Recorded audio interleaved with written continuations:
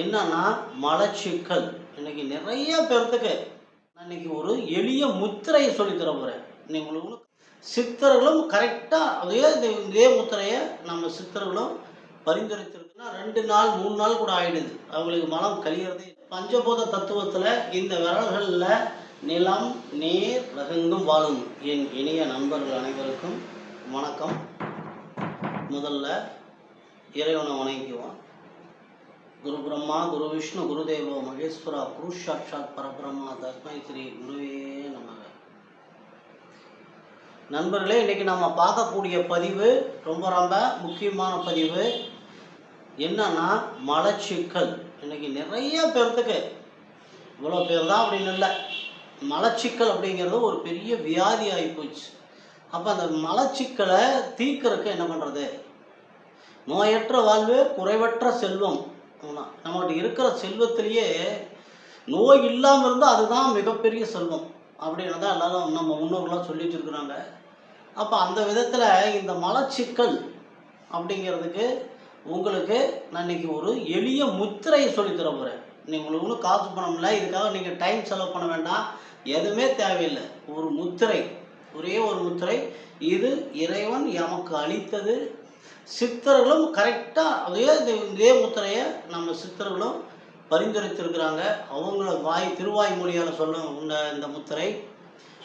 இன்னைக்கு அந்த முத்திரையை தான் நான் உங்களுக்கு காட்ட போகிறேன்.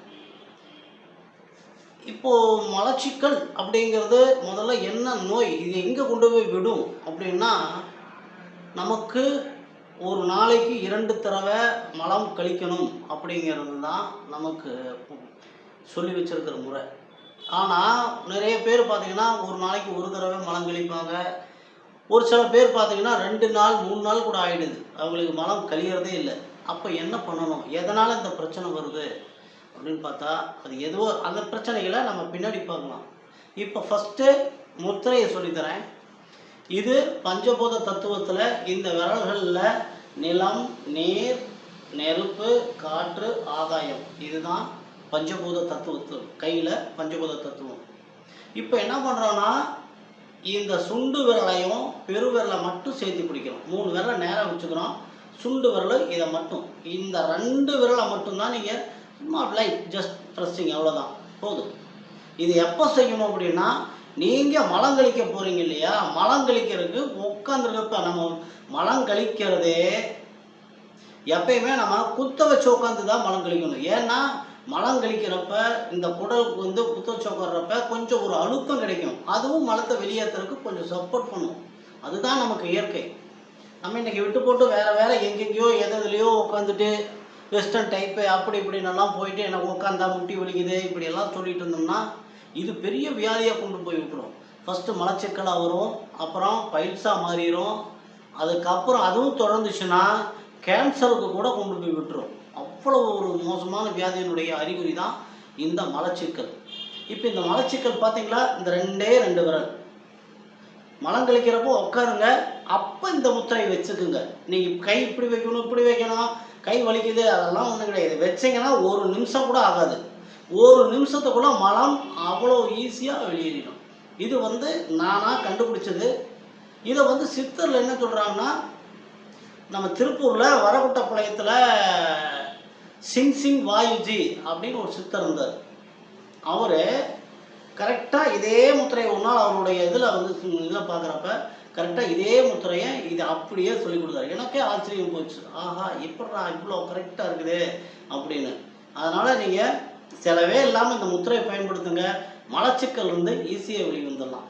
சரி, மலச்சிக்கல் இன்னும் வெளியே வர்றதுக்கு நம்ம இயற்கையான அந்த முத்திரை தவிர வேறு ஏதாவது வழி இருக்குதா அப்படின்னா, வள்ளலார் பெருமான் என்ன சொல்கிறாருன்னா, குளித்தாலும் சரி தண்ணி குடித்தாலும் சரி கொஞ்சம் லைட்டாக வெதுவெதுப்பான தண்ணியே குடிங்க அப்படி தான் சொல்கிறாரு.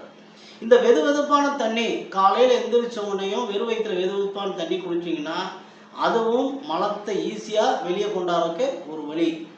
இன்னொரு வழி, நைட்டு தூங்குறப்ப இந்த துத்தி இலை அப்படின்னு இருக்குது. அந்த துத்தியில் 2 வகையான இலை இருக்குது. ஆண் துத்தி, பெண் துத்தின்னு இருக்குது. இந்த ஆண் துத்திங்கிறது இப்படி வட்ட வடிவமாக இருக்கும். பெண் துத்திங்கிறது இந்த 5 விரல திராட்சை இலை மாதிரி இருக்கும். அப்போ நீங்கள் நமக்கு அந்த கன்ஃபியூஷன்லாம் வேண்டாம். இது இந்த ரோட்டு வரைக்கும் நிறைய கிடைக்கும். இருந்தாலும் நம்ம பறிக்கிறப்ப தான் நமக்கு சந்தேகம் வரும், இதுதானா அதுதானான்னு. நாட்டு மருந்து கடையில் துத்தி பவுடர்னே விற்கிது. அதை வாங்கி நைட்டு தூங்குறப்போ ஒரு 1/2 ஸ்பூன் வெந்தண்ணியில் கலந்து குடிச்சிருங்க. அதுவும் காலையில் உங்களுக்கு அந்த மலத்தை இலக்கி வெளியே கொண்டாந்து கொடுத்துரும். இதையெல்லாம் நம்ம செஞ்சோம்னா இந்த மலச்சிக்கல்லிருந்து வெளியே வந்துடலாம். சரி, இப்போ வருமுன்னர் காவாதான் வாழ்க்கை அப்படின்னு தான் திருவள்ளுவர் பெருமான் சொல்றார். அப்போ வருமுன்னர் காவாதான் அப்படின்னா எரிமுன்னர் வைத்தூறு போல கெடும் அப்படின்னு சொல்லியிருக்கிறார். ஆனால் எப்படி வர்றதுக்கு முன்னாடி இதை எப்படி அவாய்ட் பண்ணுறது, இது எதனால் வருது அப்படின்னு ஒன்று வேணும்ல. அப்போ பார்த்தோம்னா நம்ம உணவு உண்ணக்கூடிய நேரம் காலையில் 7:30 மணியிலிருந்து 9 மணி, இரவு 7:30 மணியிலிருந்து 9 மணி, மதியம் 1 மணியிலிருந்து 2 மணி. இதுதான் நம்ம உணவு உண்ண வேண்டிய நேரங்களை நமக்கு வகுத்து கொடுத்துருக்குறாங்க. ஆனால் இன்றைக்கி எல்லாருனாலையும் அந்த மாதிரி முடியுது அப்படின்னா பிஸ்னஸில் இருக்கிறவங்க மற்றவங்க ஆஃபீஸ் போகிறவங்க தான் அந்த மாதிரி பழக்கத்தை கொண்டாட முடியும். அதுலேயும் இந்த ஆஃபீஸ் போகிறவங்களுக்கும் இந்த மலச்சிக்கல் வர்றதுக்கு அவங்களுக்கு இந்த அதிகமான வாய்ப்பு இருக்குது. சேர்லேயே உட்காந்துட்டு இருப்பாங்க. கம்ப்யூட்டர் இருக்கிறவங்க, சீட் ஒர்க் பார்க்குறவங்கலாம் சேர்லேயே உட்காந்துருப்பாங்க. பட் ஆனால் அவங்க உட்காந்துருக்கிற சேரு இந்த பெரம்பில் இப்படி பின்னி வச்சுருப்பாங்க. அந்த மாதிரி சேராக இருந்ததுன்னா இந்த ஏர் சர்க்குலேஷனுக்கு கொஞ்சம் இந்த புதல் பகுதி ஹீட் ஆகாது. ப்ளைனாக இருக்கிறதுல உட்காந்தாங்கன்னா அது காற்று ஓட்டம் இல்லாமல் அது ஆட்டோமேட்டிக்காக அவங்க ஒரு வெப்பத்தை அதிகப்படுத்தி கொடுத்து அது மலச்சிக்கலை தானாக க்ரியேட் பண்ணிடும். அவங்களுக்கு தான் அந்த பைல்ஸ் எல்லாம் அதிகமாக வரும். ஸோ அப்புறம் அது தவிர நைட் ட்ராவல்ஸ் போகிறவங்க அன்டைமில் சாப்பிட்றது, நேரம் கெட்ட நேரத்தில் சாப்பிட்றது, நைட் 12 மணிக்கு ட்ராவல்ஸில் கொண்டு எங்கேயா நிறுத்தி விட்டாங்கன்னா அங்கே போய் சாப்பிட்றது, இதெல்லாம் கொஞ்சம் பிளான் பண்ணி நம்ம முன்னாடியே இந்த டைமுக்குள்ளே நம்ம சாப்பிட்டுக்கணும், இந்த நேரத்துக்குள்ளே நம்ம சாப்பிட்டுக்கணும் அப்படின்னு சொல்லி அந்த சாப்பாட்டு முறையிலேயே நம்ம ஒரு பழக்க வழக்கத்தை கொண்டாந்துட்டோம்னா ரொம்ப சிறப்பாக இருக்கும். சாப்பிட்ற உணவு அப்படி தான். இரவு சாப்பிட்றப்ப ரொம்ப ஈஸியாக செரிமானம் ஆகக்கூடிய உணவு வகைகளை இட்லி, தோசை இந்த மாதிரி இருக்கிற உணவு வகைகளை சாப்பிடுங்க. நான்வெஜ்ஜுக்குள்ளே போயிடாதீங்க, அசைவ உணவுக்குள்ளே போகாதீங்க. ஏன்னா அசைவ உணவு நம்மளுடைய உடலில் ஜீரணமாகறதுக்கு 18 மணி நேரம் ஆகும். நம்ம 18 மணி நேரம் கழித்து தான் அடுத்த உணவு எடுத்துக்கணும். அப்படி பார்க்குறப்ப நம்மளால் அப்படி இருக்க முடியாது. அதனால் நம்ம அடுத்தடுத்து மறுபடியும் உணவு போடுறப்ப அது செரிமானம் ஆகாமல் மறுபடியும் அது கொண்டு போய் திரும்ப மலச்சிக்கல்லே விட்டுரும், வேறு வியாதிகளை கிரியேட் பண்ணி விட்டுரும். அதனால் இந்த ஒரு முத்திரையை மட்டும் இந்த சுண்டு விரலையும் பெருவிரலையும் மட்டும் வைங்க, உட்காந்து பாருங்கள். இதனுடைய அற்புதத்தை உணருங்க. எல்லாரும் இந்த நோயிலிருந்து விடுபட்டு, யாருக்கெல்லாம் அந்த நோய் இருக்கோ அவங்கெல்லாம் அந்த நோயிலிருந்து விடுபட்டு சுகமான வாழ்வாள இறைவனை பிரார்த்தித்து விடைபெறுகிறேன். நன்றி.